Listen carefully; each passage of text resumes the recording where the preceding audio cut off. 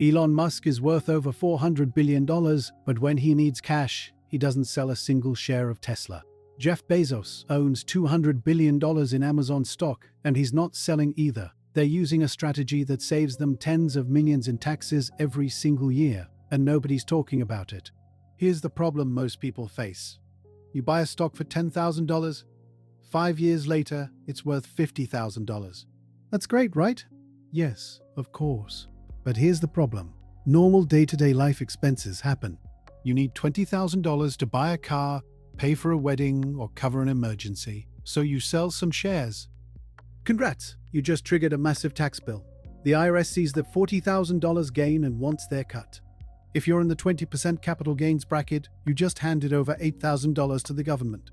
Your $50,000 investment is now worth $42,000 after taxes. That stings. Now, most people hear the word margin and immediately think of one thing: gambling, risky leverage, losing everything in a market crash. And yeah, that's absolutely what happens when people use margin wrong. Buying more stocks with borrowed money, doubling down on risk. But here's what billionaires know. Margin can also be used defensively. Instead of buying more stocks, they borrow against the stocks they already own. They never sell, they never trigger capital gains. They just borrow against their wealth at incredibly low interest rates. Here's how it works in practice. Let's say you own $100,000 worth of Apple stock. Your brokerage will let you borrow against that portfolio, usually up to 50% of its value. So you can take out a $50,000 loan using your stocks as collateral. Here's the beautiful part. That loan isn't taxable income.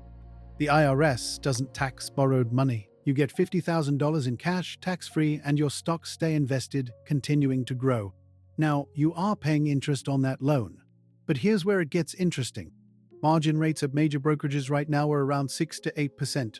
Some premium clients get even lower rates, around 2 to 4%. Compare that to the 20% capital gains tax you'd pay by selling, even at 8% interest.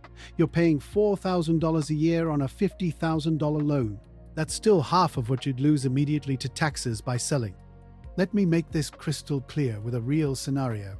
You bought Tesla stock years ago for $20,000. It's now worth $100,000. You need $30,000 for a down payment on a house. Option 1. You sell $30,000 worth of Tesla.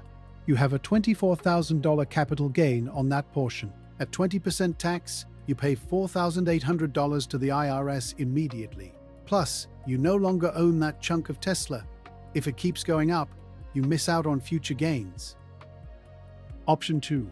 You borrow $30,000 against your $100,000 portfolio at 7% interest. That's $2,100 per year in interest. No immediate tax. Your Tesla shares keep growing. And here's the kicker. If Tesla goes up another 20% next year, your $100K becomes $120,000. You just made $20,000 in gains while owing $2,100 in interest. Net benefit, $17,900. Meanwhile, the person who sold is sitting on $95,200 after taxes, and they're completely out of the position. So how do you actually do this? It's simpler than you think. Step 1. You need a margin-approved brokerage account. Fidelity, Schwab, Interactive Brokers, they all offer this. You just check a box when opening your account or upgrade your existing account. Step 2. Build a portfolio. Usually, you need at least $25,000 in stocks or ETFs to make this worthwhile. The bigger your portfolio, the more you can borrow. Step 3. When you need cash, instead of selling, you request a margin loan. Most brokerages let you do this instantly online. The cash shows up in your account in 1 to 3 days. Step 4. You pay interest monthly, just like a credit card, but at much lower rates. And unlike credit cards, you can pay it back whenever you want. Next month, next year, or never. Now, let's talk about when this goes wrong, because it absolutely can. Risk number 1, margin calls.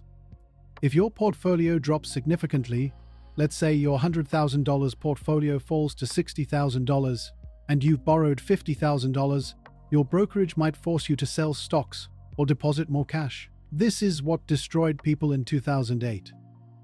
Risk number 2, rising interest rates.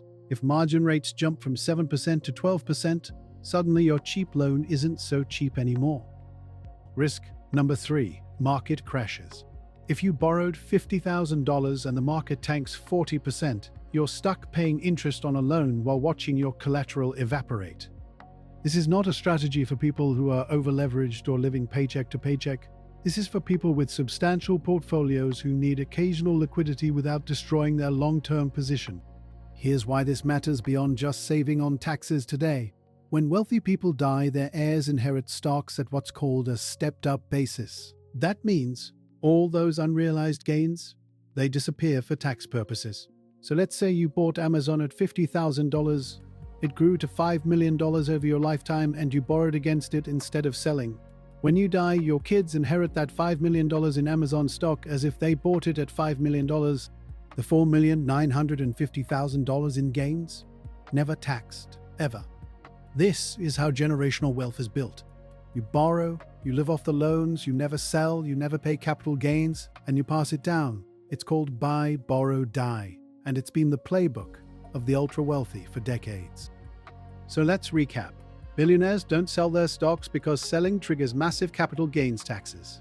Instead, they borrow against their portfolios at low interest rates, 2% to 8%, and keep their investments growing tax-free. Is this for everyone? No.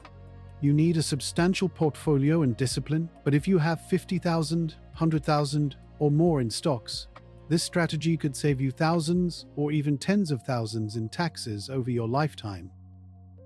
If you want to learn more advanced strategies like this, be sure to like this video and hit the subscribe button, because each week, Money for All will break down some of the most complex and secretive wealth strategies of the super rich, making them easy to understand for everyone.